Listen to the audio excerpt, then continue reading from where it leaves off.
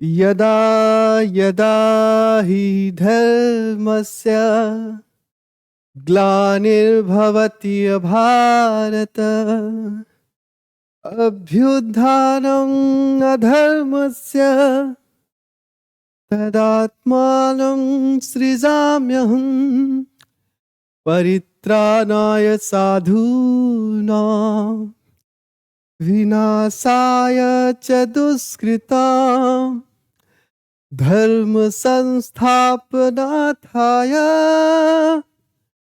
संभवामि युगे युगे। नमस्कार, कैसे हैं आप लोग। स्वागत है आपका रोशनी पब्लिकेशन के यूट्यूब चैनल पे। तो आज के इस सेशन में आप ऑलरेडी देख चुके हैं नीति श्लोका, जो आपका 7वां पार्ट है। संस्कृत के सीरीज में ये हमारा 8वां वीडियो है, 8वां क्लास है और 7वां हमारा पार्ट है। चूंकि एक वीडियो में हमारा क्या है, आपका सिलेबस डिस्कस हुआ था, उसके बाद आपका सारा एक एक करके हमने बताया था आपको सभी जो भी आपके बुक के अध्याय हैं वो सभी कंप्लीट कराए जाएंगे। इसके अलावा हर एक व्याकरण पोर्शन, पत्र लेखन, चाहे आपका अनुच्छेद लेखन हो, चाहे आपका संस्कृत में अनुवाद हो, तो संस्कृत का इसके अलावा संस्कृत के अलावा science, social science, Hindi, math, सभी सब्जेक्ट का सभी टॉपिक एक एक करके आपको इस चैनल के माध्यम से कवर किया जाने वाला है। एक एक करके आपको इस चैनल पे मिलने वाला है, ठीक है। 2026 में अगर आप बिहार बोर्ड की तैयारी कर रहे हैं तो आपको इस चैनल के अलावा कहीं भी जाने का जरूरत नहीं है, क्योंकि इस चैनल पे आपको कंप्लीट स्टडी मटेरियल, उसके साथ आपको लाइव क्लास मिलेगा। इसके अलावा जो भी आप रिकॉर्डेड भी हैं वो भी आप ले सकते हैं, लेकिन इन सब का कोई कॉस्ट नहीं होगा। सभी चैनल, सभी वीडियो आपको इसी यूट्यूब चैनल पे मिलने वाले हैं। तो जुड़ जाइए अभी से और लग जाइए अपने क्लास टेंथ में, ताकि 2026 में जब आपका रिजल्ट होना तो आपके माता पिता एकदम गौरव से सीना चौड़ा करके बाजार में घूम सके कि मेरा बेटा इतना मार्क्स लाया है, 450 लाया है, मेरी बेटी 470 लाई है। तो ये सारे मार्क्स जो होते हैं जो आपको गौरवान्वित महसूस कराते हैं। तो सबसे पहले इतना मार्क्स कब आएगा, तो वो आपको क्या करना पड़ेगा, हर एक सब्जेक्ट को पढ़ना पड़ेगा, हर एक सब्जेक्ट को पकड़ना पड़ेगा। तो उसी में हमारा जो संस्कृत है, जिससे बहुत सारे बच्चे, बहुत सारे जो लोग हैं जो क्लास 10 के बच्चे हैं, भैया संस्कृत से बस 10वां भरन के बाद हम मतलब छोड़ ही देंगे। लेकिन एक बार संस्कृत को देखा जाए ना, ये छोड़ने वाला सब्जेक्ट नहीं है गुरु। मतलब एक एक करके जब आप देखेंगे, अभी पिछला आपका 6 जो अध्याय मैंने कंप्लीट कराया है, क्लास 6 जो चैप्टर अभी तक कंप्लीट हुआ है, एक एक करके जब आप देखेंगे तो आपको लगेगा कि कोई ज्यादा हार्ड एंड टफ नहीं है। एक एक करके प्योर सभी भाषाओं की जो जननी है वो इतनी कठिन नहीं हो सकती, ठीक है। तो क्या करेंगे, सबसे पहले आज के इस चैप्टर में जो हमारा 7वां पार्ट है, नीति श्लोक है, उसे हम आज देखने वाले हैं। Line by line, paragraph by paragraph, एक एक चीज हम समझने वाले हैं। नीति श्लोक का जो जितने भी श्लोक है, कुल 10 श्लोक है इसमें, और उन 10 श्लोक का हम एक एक करके हिंदी में अर्थ देखने वाले हैं, उस श्लोक को समझने वाले हैं। अगर उन श्लोकों के अंदर कुछ ऐसी चीज है जो हम अपने जीवन में उतार सकते हैं तो उसे उतारने का भी कोशिश करेंगे। ज्यादा लेट नहीं करेंगे, रोशनी पब्लिकेशन के आज इस क्लास की शुरुआत में आप लोगों का स्वागत है। नमस्कार, मैं शिवमजीत स्वागत करता हूं आपका इस संस्कृत के क्लास में। 7वां पाठ नीति श्लोक, आगे इसमें बढ़ेंगे। सबसे पहले हम आपको हमेशा से जहां से शुरुआत करते हैं, आपकी प्रस्तावना से इस चैप्टर की शुरुआत होगी। इससे पहले नीति श्लोक, इसका अर्थ के समझेंगे। नीति श्लोक यानी नीति, हमारी जो नीति संबंधी जो श्लोक होते हैं उसके बारे में इसमें इस पूरे पाठ में हमारा बताया गया है। नीति संबंधी जो श्लोक होते हैं वो क्या है। तो अयम पाठ सुप्रसिद्धस्य ग्रंथस्य महाभारतस्य उद्योग पर्वना अंश विशेषयो रूपाय विदुर नीतिये संकलित। अब एक चीज, ये पाठ जो है, अयम पाठ जो सुप्रसिद्ध ग्रंथ है, जो भारत का जो सबसे सुप्रसिद्ध ग्रंथ है, क्या है, महाभारत। क्या है, महाभारत। उसके उद्योग पर्व से बहुत सारा ऑब्जेक्टिव क्वेश्चन यहाँ से बन रहा है, आप एक एक करके अंडरलाइन करते जाइएगा। अयम पाठ, यह पाठ सुप्रसिद्ध ग्रंथ महाभारत से लिया गया। कहां से लिया गया, महाभारत से। अब महाभारत से कहां से, महाभारत के उद्योग पर्व से के अंश से लिया गया। अब यह अंश क्या क्या है, अध्याय 33 से 40 के बीच से लिया गया है। रूपाय विदुर नीति संकलित, विदुर नीति से लिया गया है। अब इसमें ना एक चीज और पूछता है, इसी साल 2025 के एग्जाम में पूछा गया था कि नीति श्लोक के लेखक कौन है, नीति श्लोक के रचयिता कौन है। तो नीति श्लोक के रचयिता है विदुर जी। कौन है, विदुर जी हैं। विदुर नीति क्या है, नीति ये कहाँ है। अब ये जो है ये महाभारत का ही पाठ है, तो ऐसा नहीं है कि वेद व्यास आप या फिर महाभारत के जो लेखक है उनका डाल देंगे, नहीं, विदुर आपका सही आंसर होने वाला है। आगे बढ़ते हैं इसमें। युद्धम आसन्न प्राप्ते धृतराष्ट्रो मंत्री पर्वम विदुर स्वचित्तस्य शांते किंचिन प्रसन्ना नीति विषयकान पृच्छति। यानी जब महाभारत में युद्ध का समय आ गया था, क्या जब महाभारत में युद्ध का समय आ गया था तब धृतराष्ट्र कौन, कौरवों के जो पिता थे, कौन थे, कौरवों के जो पिता थे, जो कौरव दुर्योधन दुशासन और इसके अलावा एंड 98 अदर्स के जो पिता थे, कौन थे, धृतराष्ट्र थे। उनके मन में बहुत सारे प्रश्न थे, उनके मन, अपने मन को शांत करने के लिए कई प्रश्न किनसे पूछते हैं, विदुर से पूछते हैं। क्या करते हैं, विदुर से पूछते हैं। तेसान तेसाम समुचित उत्तरम विदुरो ददाति। उन सभी का उचित उत्तर, जो कि विदुर के अनुसार जो होना चाहिए, जो भी उचित उत्तर होनी चाहिए, वो विदुर देते हैं। वो क्या करते हैं, विदुर जी देते हैं। तदैव प्रश्नोत्तर रूपम ग्रंथ रत्नम विदुर नीति। इन्हीं का जो प्रश्नोत्तर का जो ग्रंथ है उसी का नाम है विदुर नीति। उसी का क्या नाम है, विदुर नीति। इयम अपि भगवती गीतेव महाभारत से अंगमपि स्वतंत्र ग्रंथ रूपा वर्तते। इसके अलावा जो विदुर नीति है एक स्वतंत्र ग्रंथ तो है भी, इसके अलावा यह क्या है, भगवत गीता में भी और महाभारत का भी ये पाठ है। क्या है, महाभारत के अंदर है और ये कहा भी है, भगवत गीता में भी। देखिए सबसे पहले आपको मैं बताना चाहूंगा, एक चीज समझ जाइए, ये आपका, एक मिनट हम एक अलग ले सकते हैं। हाँ जी, विदुर नीति ये आपका एक मान सकते हैं, आपका क्या है, महाभारत है, इसी का एक पाठ है गीता और इसी का एक पाठ है विदुर नीति। तो इसी प्रकार है आपका पूरा कंप्लीट। ठीक है, तो ज्यादा इसमें आपका आगे नहीं समझेंगे, क्या करेंगे आपका, हाँ जी, तो उसी का एक पाठ क्या है आपका विदुर नीति है, जो स्वतंत्र ग्रंथ के रूप में है। चलिए आगे बढ़ते हैं। पहला श्लोक आता है आपका। इससे पहले पहला श्लोक शुरू करें, अभी तक जो जो लोग लाइक नहीं कर रहे हैं, सिर्फ देख रहे हैं, एक बार इसको लाइक कर दीजिएगा। एक एक करके आपको 10 श्लोक जो है ना कंप्लीट कराने वाले हैं। चलिए ज्यादा दिक्कत नहीं करेंगे। श्लोक संख्या 1, पहला श्लोक है आपका इसका, यस्य कृत्यम न विघ्नति, यस्य कृत्यम न विघ्नति शीतम उष्णम भयम रति समृद्धि असमृद्धि तवे पंडिता उच्यते। तो सबसे पहले क्या धृतराष्ट्र जी पूछे थे, धृतराष्ट्र ये बताओ ये पंडित कौन होता है, ज्ञानी पुरुष कौन होता है, कौन, शायद इसमें प्रश्न नहीं है, सिर्फ उत्तर है। क्या है, उत्तर है। यस्य कृत्यम यानी जिसका काम, यस्य कृत्यम ना विघ्नति जिसके कार्य को, शीत उष्ण यानी गर्मी ठंडा, भय अनुराग यानी जिसके कार्य को भय गर्मी ठंडा भय अनुराग, समृद्धि असमृद्धि। ये देखिए फिर से आपको हर क्लास में बता रहा हूं, इस शब्द में 2 शब्दों का योग हुआ है, समृद्धि और समृद्धि, समृद्धि और असमृद्धि, समृद्धि और असमृद्धि सवे पंडिता, जिसके कार्य को कोई भी बाधित नहीं कर सकता है, जिसका मन बिल्कुल शांत हो और जो एक चित्त होके किसी कार्य में लगा हो, जो एक चित्त होके किसी कार्य को में लगा हो। यस्य कृत्यम न विघ्नति, जिसका कार्य किसी के भी द्वारा विघ्नित ना हो सके, जिसके कार्य किसी के द्वारा भी विघ्न उसमें नहीं डाला सके, चाहे वो कुछ, चाहे वो गर्मी हो ठंडा हो। आज बड़ी गर्मी है भाई, आज स्कूल नहीं जाएंगे, अब वो हो गया, अब ठंडा आएगा तो आज बहुत ठंडा है भाई, बाहर कैसे जाएंगे, तो स्कूल भी नहीं जाएंगे। तो ये चीज है जो गर्मी ठंडा भय अनुराग। कल ऐसा है हम 10th में हैं, बर्मा वाले भैया से लड़ाई कर लिए थे, आज नहीं जाएंगे, जाएंगे तो पीट देंगे। तो जिनके कार्य को भय अनुराग भी, इसके अलावा समृद्धि असमृद्धि, पापा 5 रुपया नहीं दिए हम नहीं जाएंगे स्कूल, तो ये चीज ये सब आपका एग्जाम्पल है। तो इन सब को जो कार्य, जो जिसका कार्य इन सब से इफेक्ट नहीं होता है, तो वो क्या है, वही है कौन, वही पंडित है, वही पंडित है। सर्दी गर्मी भय अनुराग संपत्ति अथवा दरिद्रता जिसके कार्य में विघ्न नहीं डालते, वही व्यक्ति पंडित कहलाता है, वही व्यक्ति विद्वान व्यक्ति कहलाता है, तथा वही सक्सेस होता है अपने लाइफ में। आगे बढ़ेंगे हम लोग। दूसरा श्लोक, तत्वज्ञम सर्वभूतानाम योग्य सर्वकर्मणाम उपज्ञो मनुष्यानाम नर पंडिता उच्यते। किधर चला गया भाई, हाँ इधर। तत्वज्ञम सर्वभूतानाम यानी तत्वज्ञम सर्वभूतानाम यानी सभी भौतिक पदार्थों की जानकारी रखने वाला, सभी चीज की जानकारी रखने वाला, यानी इससे हमको क्या फायदा है क्या नुकसान है, यहाँ पे हमको करना चाहिए नहीं करना चाहिए, भौतिकता की ओर आकर्षित ना होने वाला, यानी सभी भौतिक पदार्थों में की असलियत का ज्ञान रखने वाला, कि ये सिर्फ ऊपर से चीजें आगे हमको हानि करेगा, ये सब असलियत जानने वाला, ठीक है, असलियत का ज्ञान करने वाला।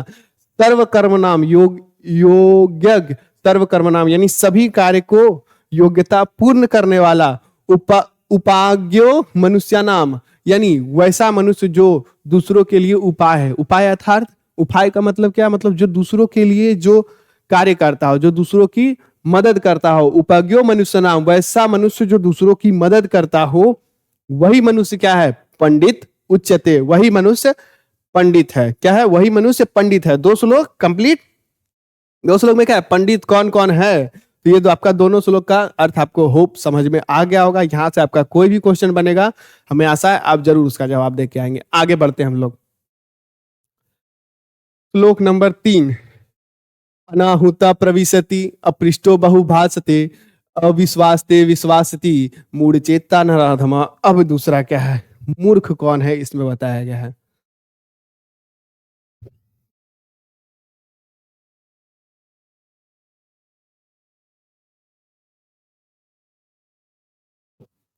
हाँ जी, आवाज आ रही है, हाँ ठीक है। तो इसमें मूढ़ किसे कहा गया है, मूर्ख किसे कहा गया है, तो क्या है, अनाहुतो प्रविशति, बिना पूछे कहीं भी चल जाए ना। कहाँ है, अरे इधर कुछ हो रहा है, दोस्त का बर्थडे है, अरे अपना ही दोस्त है, नहीं बुलाया, क्या हुआ, चलते हैं। तो अनाहुतो प्रविशति, जो बिना बुलाए कहीं भी चला जाए। अपृष्टो बहुभाषते, कोई कुछ पूछा ही नहीं, अपने मन सिद्ध ले जा रहा है। ऐसा है मेरे विचार में ना, तुम लोग जो इधर इस तरह कर रहे हो, इससे अच्छा ही होना चाहिए। कोई पूछा तुमसे, क्या जरूरी है बताने का। वही है, जो बिना बुलाए कहीं भी चला जाता है और बिना पूछे बहुत कुछ बोलने जा रहा है बिना मतलब का, तो वो अपृष्टो बहुभाषते, बिना पूछे बहुत कुछ बोलने वाला। अविश्वासते विश्वासति, अविश्वासी पर विश्वास करने वाला। तुमको पता है कि ये आदमी तुम्हारा विश्वास तोड़ेगा, ये आदमी तुमको छोड़ेगा, फिर भी उस पर विश्वास ना, मेरा बाबू अलग है। तो वही बात है कि जो अविश्वासी व्यक्ति पर विश्वास करता है, अविश्वासते विश्वासति मूढ़ चेता नराधमा, वही सबसे बड़ा, संसार का सबसे बड़ा मूर्ख कौन है, वही व्यक्ति है।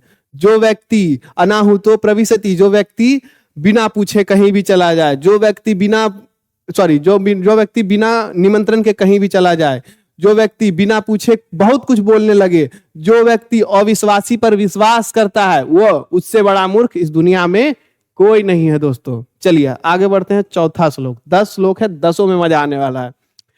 एको धर्म परम श्रेय, एक धर्म परम श्रेष्ठ है। एक धर्म परम कल्याण का मार्ग है। एक धर्म जो है, एक ही पथ पर चलना, जो भी हम कर रहे हैं, एक अपना हमारा धर्म एक होना चाहिए। क्षमे का शांति रुत्तमा, यानी क्षमा करना शांति का सबसे बड़ा मार्ग है। एक धर्म परम कल्याण का मार्ग है, क्षमा करना शांति का मार्ग है।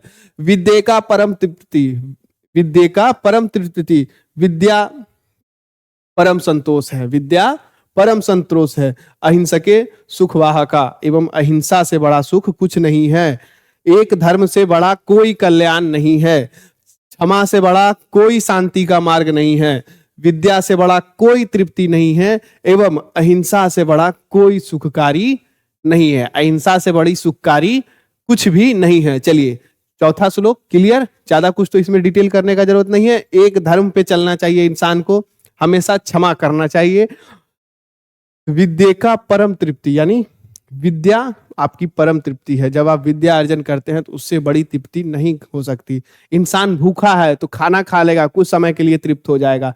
इंसान अगर थक गया है, सो लेगा तो कुछ समय के लिए तृप्त हो जाएगा। लेकिन जब वो इंसान पढ़ता है, जब विद्या अध्ययन करता है, तो जीवन भर के लिए उसकी तृप्ति होती है। चलिए ज्यादा 5 नंबर, त्रिविधनम नरके सॉरी ज्यादा हो गया ना। त्रिविधनम नरक सेदम द्वारम नासात्मान कामा क्रोधस्तथा लोभस्त समेददत त्रयम प्रज्यते। 3 विघ्न हैं, 3 दरवाजे हैं। कहाँ है, 3 दरवाजे हैं, 3 डोर्स, देयर आर 3 वेज। कितना, 3 रास्ते हैं, 3 दरवाजे हैं। त्रिविधनम नरकेशतः द्वारम, नरक के 3 दरवाजे हैं जो कि मनुष्य का नाश करती है। क्या करती है, जो कि मनुष्य का नाश करती है। कौन कौन है, सबको पता है। कामः क्रोधस्त लोभ। काम, क्रोध और लोभ ये 3 दरवाजे हैं जिसके कारण मनुष्य नरक जाता है। कहा जाता है नरक जाता है एवं मनुष्य का नाश हो जाता है। तथा त्रयम त्यज्यते, हमें इसका त्याग करना चाहिए। ठीक है, क्या करना चाहिए? त्याग करना चाहिए। 5वां श्लोक खत्म, 6ठा आ गया। अब 6 को दोष आ गया भाई। षड दोषा पुरुषने हतव्या भूति मिच्छता, निंद्रा तंद्रा भयम क्रोधा आलस्यम दृढ़ सुरतता। अब एक क्या है? ऐश्वर्य या उन्नति चाहने वाले पुरुष, जो व्यक्ति षट दोषा जो हो 6 दोष जो हैं पुरुष को यानी व्यक्ति को हमेशा त्याग करना चाहिए। 6 दोष को पुरुष हमेशा अपने से दूर रखना चाहिए। पुरुष को इन 6 दोषों को हम हमेशा अपने से दूर हो रखना चाहिए अगर वो उन्नति की इच्छा चाहते हैं।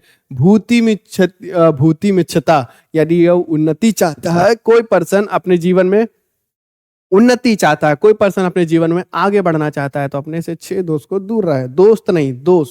ठीक है, डिफॉल्ट क्या क्या? निंद्रा, तंद्रा, भयम, क्रोध, आलस्य और दीर्घसूत्रता। निंद्रा तो सबको पता है, जो आप लोग एकदम दोष से जड़ित है, एकदम जम के नींद लेना, पहला चीज ये।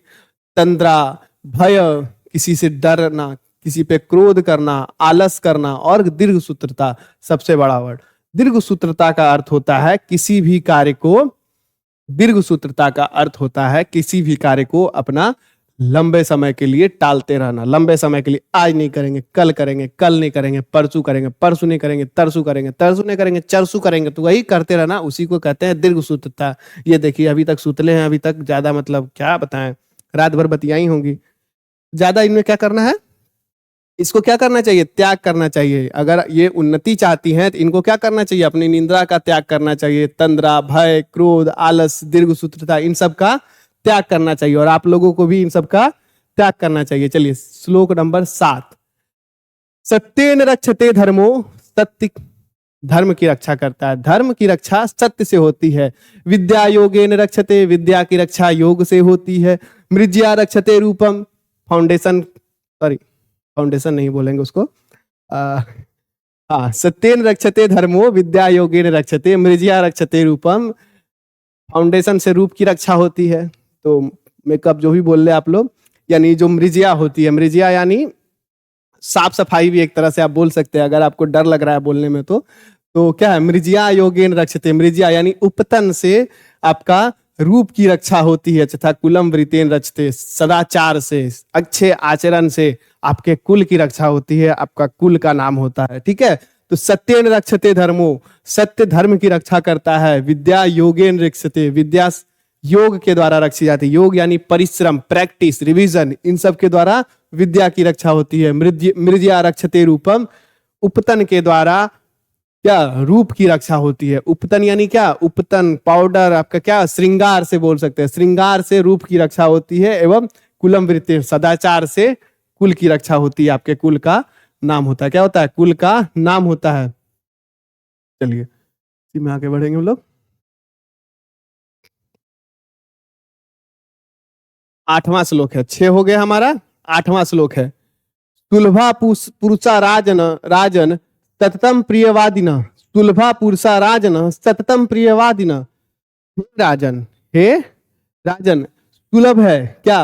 पुरुषा राजनम, उस पुरुष को ढूंढना, उस पुरुष को ढूंढना। क्या? सुलभा पुरुषा राजन सततम प्रियवादिनम, उस पुरुष को ढूंढना। वो पुरुष सभी जगह पाए जाते हैं जो हमेशा प्रिय बोलते हैं। अरे भाई तुमसे कुछ होगा, तुम मतलब तुम ही कर सकता है। आपके बहुत सारे ऐसे दोस्त होते होंगे जो कहते होंगे भाई तुम नहीं टॉप करेगा तो और कौन करेगा यार, तो तुम इतना पढ़ रहे हो, तुम नहीं भी पढ़ोगे, चलो आते हैं क्रिकेट खेल के। तो मतलब सुंदर बोलने वाले, मतलब सुलभ बोलने वाले बहुत सारे लोग आपको मिल जाएंगे। अप्रियस्तु पथस्य से वक्ता श्रोता च दुर्लभ, लेकिन अप्रिय बोलने वाला एवं सुनने वाला, वक्ता और श्रोता दोनों दुर्लभ हैं। वक्ता और श्रोता दोनों दुर्लभ हैं। क्या है? वक्ता और श्रोता जो अप्रिय बोलने वाले हैं वो दोनों दुर्लभ हैं। आगे इसमें बढ़ते हैं हम लोग।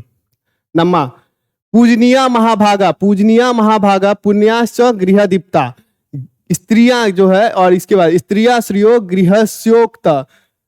तत्स्मृदा छ विशेषतया, यानी स्त्रियां जो है घर की लक्ष्मी कही जाती है। स्त्री क्या है? घर की लक्ष्मी कही जाती है। ये अत्यंत सौभाग्यशालिनी, आदर के योग्य एवं पवित्र तथा घर की शोभा है, अतः इसकी रक्षा हमें विशेष रूप से करनी चाहिए। ये आपका 9वां श्लोक हो गया कि स्त्रियां जो है घर की लक्ष्मी कही जाती है, अत्यंत सौभाग्य है, शालिनी है तथा आदर के योग्य है, तथा इसकी शोभा घर की शोभा, स्त्री की शोभा घर की शोभा है, अतः इसकी विशेष रूप से रक्षा करनी चाहिए। चलिए आगे बढ़ते हैं हम लोग। 10वां और अंतिम श्लोक है हमारा।